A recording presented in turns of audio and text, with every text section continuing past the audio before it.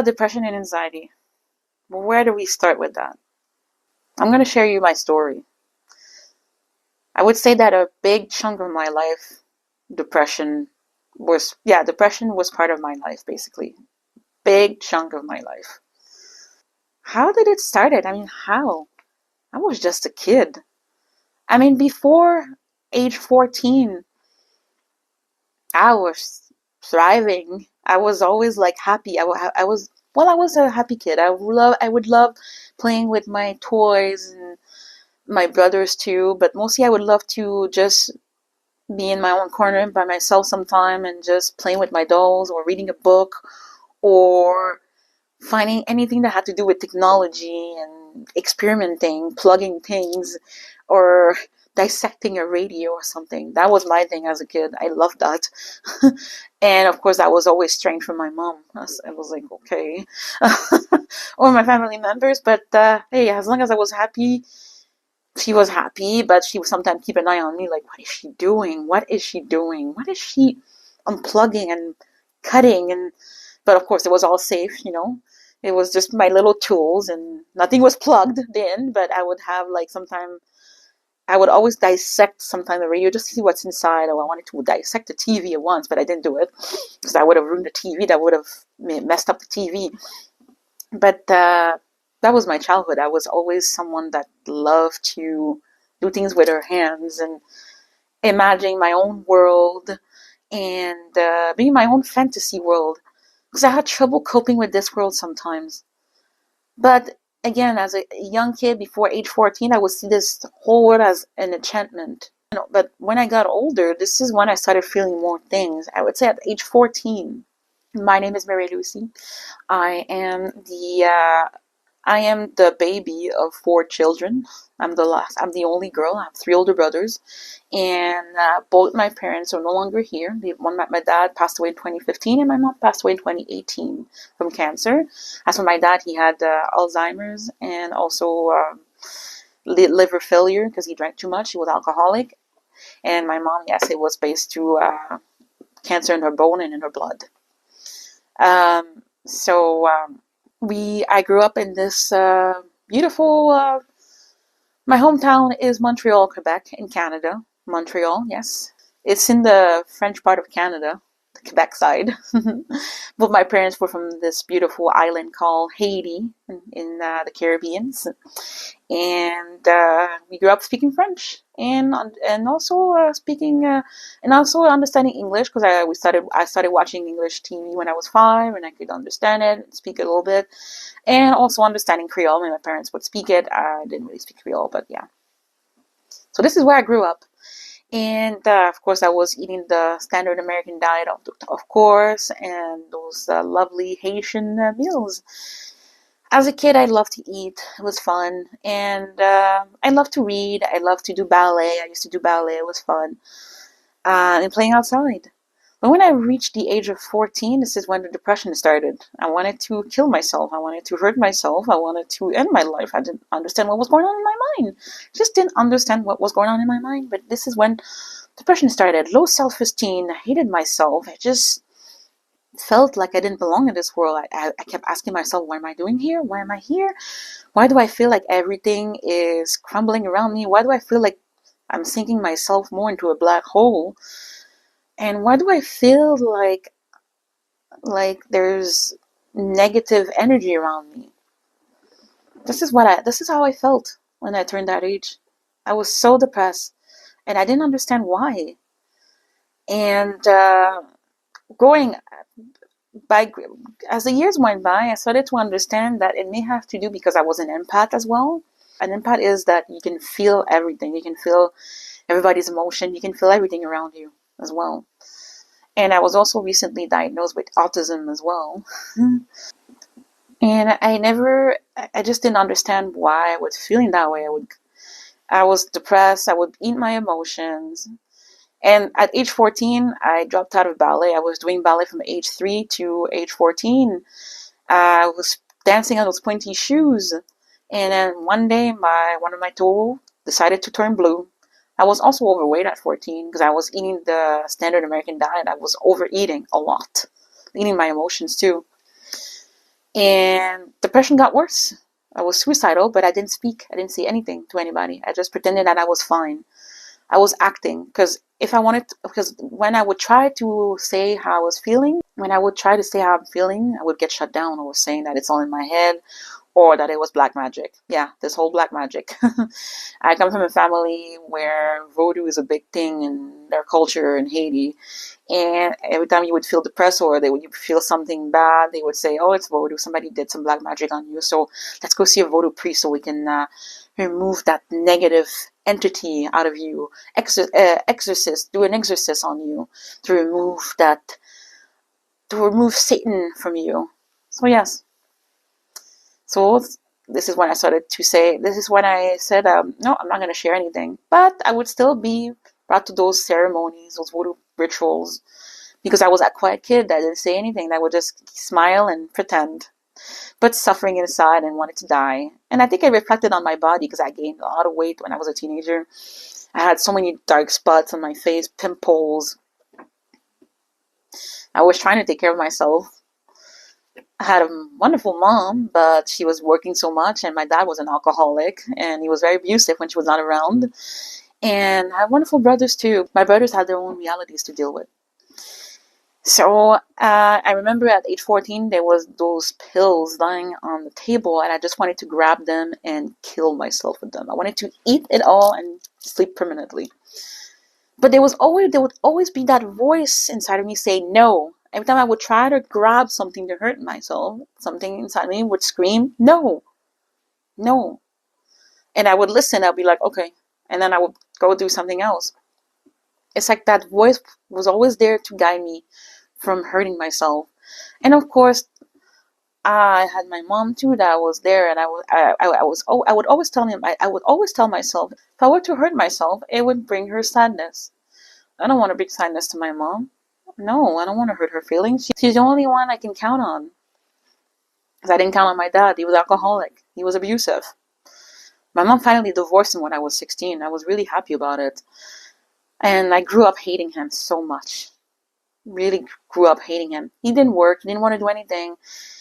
And he was the type of dad that was physically abusive too. I remember getting hit in the head and passing out, or slapped or punched in the face, or blowing out a candle, or just saying shut up to my brother, and he would jump.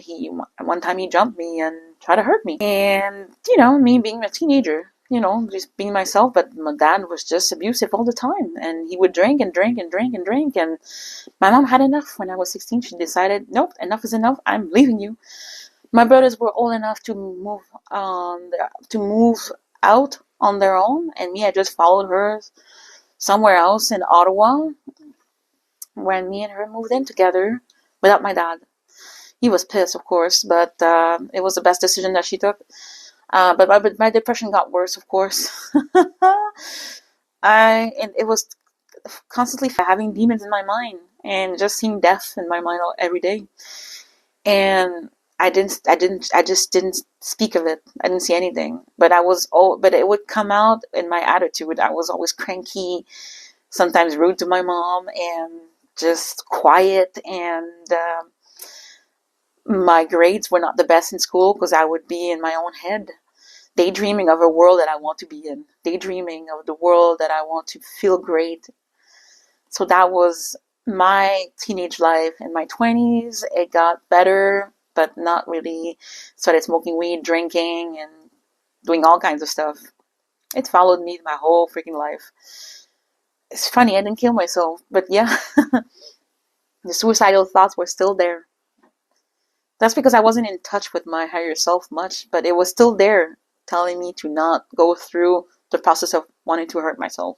And then I got more involved into spirituality, even though I was someone that was going to church before, but going to church didn't really help me. Nope. I was Catholic, and it made me fear God. It made me fear a lot of things. It made me fear the devil. It made me fear going to hell. Yes. So every time I would listen to the priest or my mom, my parents, my whole family saying, if you do this, you'll go to hell. if you get pregnant, you'll go to hell, whatever. So I was that kind of kid saying, okay, I'll listen because I don't want to go to hell. I'm afraid. I'm afraid of God too. I don't want God to send some lightning in me. And I just kept overeating my emotions too. There was no more ballet. What was the purpose? I was sent to boarding school at one point too for 1 year. Got more suicidal. I kept picturing myself hanging myself from the ceiling of this room that I was in with other kids. It looked like an orphanage when I went to that school.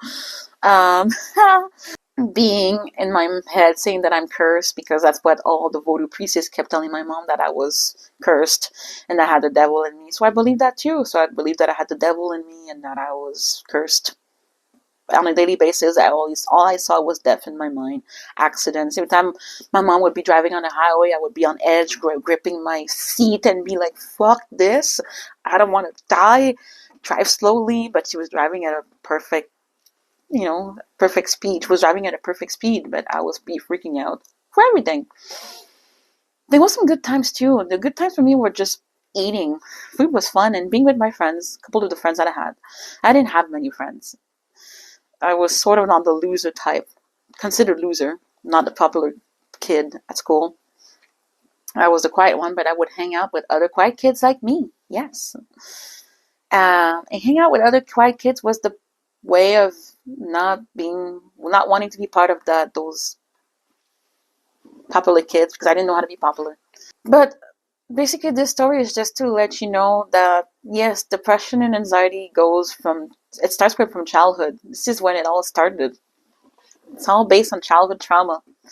And the anxiety, it just starts developing itself even more when you're in your 30s or 40s, just like me. So this is when my anxiety started, in my 30s and early 40s.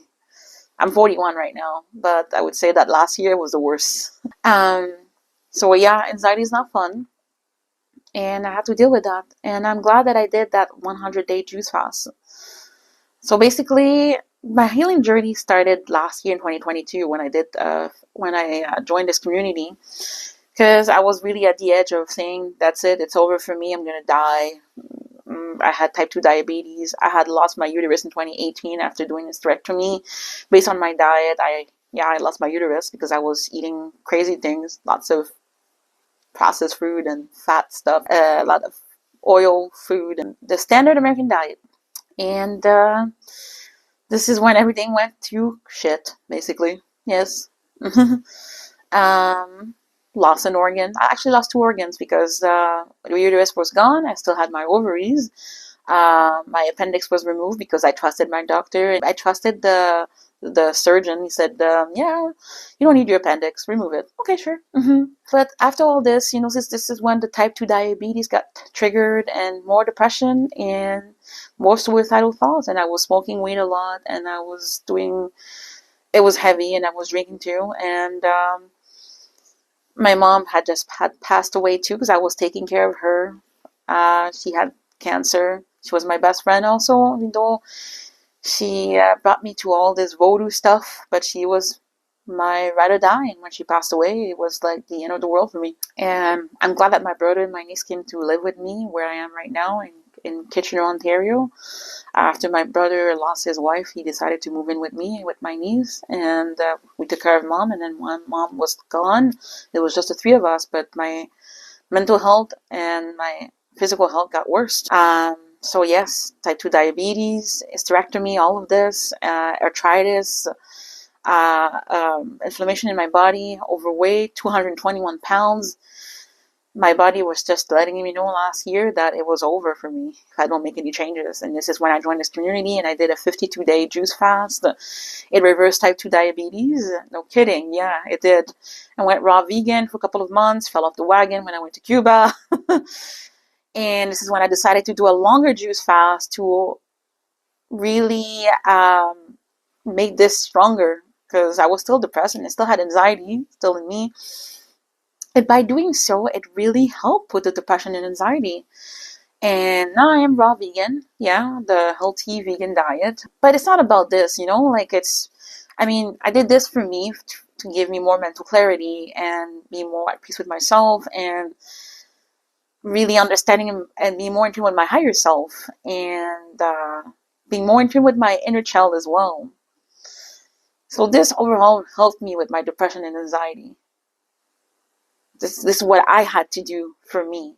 But we each have our own story. We each have our own thing that we have to do to feel better, right? You all have our own story. But for me, that's what helped me.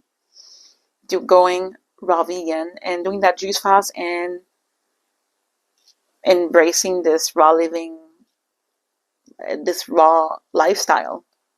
And it's only been a month and a half right now. Today is it's October 30th. And it's only been 2 months. Because I had tried a raw vegan before, but I fell off the wagon. Because those lovely emotions, because I had to go through some emotional traumas. There was a lot of emotional traumas that I had buried that I didn't want to face. But you know what happened when you bury your traumas? They come back, and they come back with a vengeance. It comes out in all different ways. Either you start screaming, or you're aggressive towards others, and you just go nuts. But I'm glad I chose this healthy lifestyle to bring that mental clarity and feeling better, because it sucks to feel depressed. It sucks to suppress your emotions. It just sucks. So by joining the Spirit Reborn, I decided to create this community, to form this community, to be around people like me.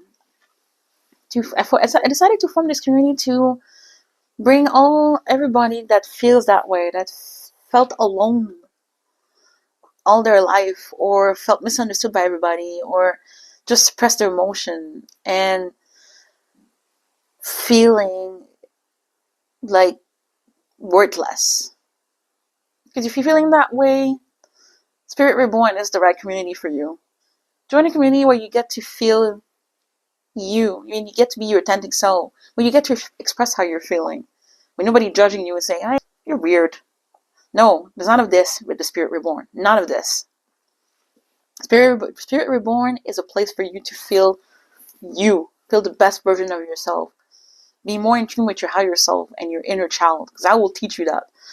I will provide you that. And Spirit Reborn is a place where you get to feel reborn. Stepping into that matrix. Where you feel that matrix that you decide to create. That you feel empowered. That you get to be you. And embrace all sides of you. All sides of you, but also spreading love and light into this world, because this world definitely needs it. But you get to be you, and amongst other people that are on similar journeys as you as well. And currently, I offer a 75% discount to join my membership, and you'll get to have access to some recipes that I'm going to share. You'll be part of a wonderful private Facebook group when you get to be with other people like you, and you get to share how you're feeling. And I'm going to do like a 1 hour live stream, Q&A live stream every week when I get to answer your question. You even get to book a deep dive session with me. A 1 hour deep dive session when it's all based on you. You get to share how you're feeling, and I get to just be there to listen to you, uplift you, and just be that ear to listen to you, and give you that support, that moral support that you need. And you get to gain new friendship and being part of a family, a soul family, and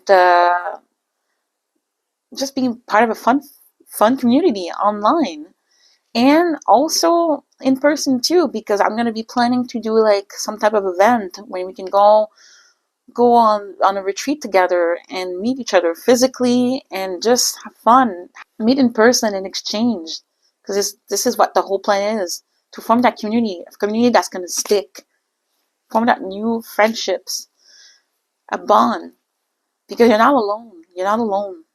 You're not crazy, you're not weird, as people were telling you that you're weird, or you're stupid, or you're a loser. You're not of this. You're a light worker. You're a light being. You're someone you're that person that want to share your message throughout the world. Share your authentic self. That you're that person that was suppressed all your life by others to being the real you. But none of this anymore. No. You're going to step into that new matrix of yours, and you're going to be surrounded by other like-minded people like you. People that are their true selves. Yes. This is the whole point of Spirit Reborn. Are you ready to be reborn into the real you and embrace that inner child that you suppressed? Be more in tune with your higher self? Because your higher self is the one that's connected to the divine essence. The one that's always cheering for you. Not that ego voice that's always telling you you're bad, you're stupid, you're weird. The one that was always listening to what your family members were telling you, or your friends or people around you were always telling you that you were a loser or that you were weird. So that ego voice was part of that negative side, that always putting you down, making you doubt yourself. You can say goodbye to that life. And through this community, I'm going to make sure that you're uplifted and that you're motivated and that you get that mindset support to uplift you so that you can continue being the best version of yourself. In that way, by you becoming the best version of yourself, you can go out there as well and help other people like you. That's the whole point of Spirit Reborn, is to bring everybody together. All of us that have been feeling that way all of our lives. Let's join forces together. So are you ready to be reborn? Join my membership community, Spirit Reborn, where you won't feel alone anymore. I can't wait to see you there. Down this video, you can put your name and your email. And once you do that, you'll get access to one of my free ebook. You get to have some recipes that you get to try. Yeah, it's all free. It's all yours. Fun recipes to do that will uplift your mood. And then you get to decide if this community is the best for you. So this is Lucy the Phoenix Rising, sharing my story. And if you can relate, subscribe down below, put your name and your email. See you in the next one. Bye-bye.